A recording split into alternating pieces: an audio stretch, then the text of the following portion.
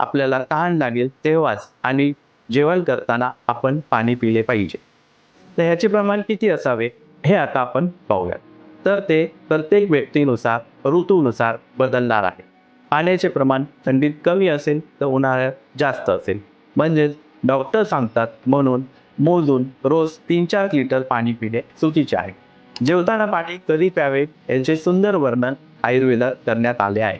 भक्तस्य आदो जलम पीतम अग्निसाधम कुशांगका अंते करोति स्थूलत्वम ऊर्ध्वं च आमाशयात कफम मध्ये मध्यांगता साम्यम धातूनाम जरणम सुखम.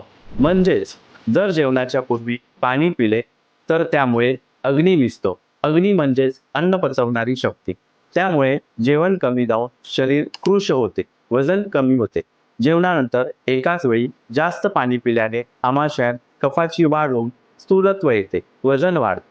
जेवणामध्ये थोडे थोडे पाणी पिल्याने पचन सुखकर होऊन सर्व शरीराची योग्य प्रकारे वाढ होते. म्हणजेच प्रत्येक 7 ते 8 ग्लास खाऊन झाले की 2 बोट पाणी प्यावे.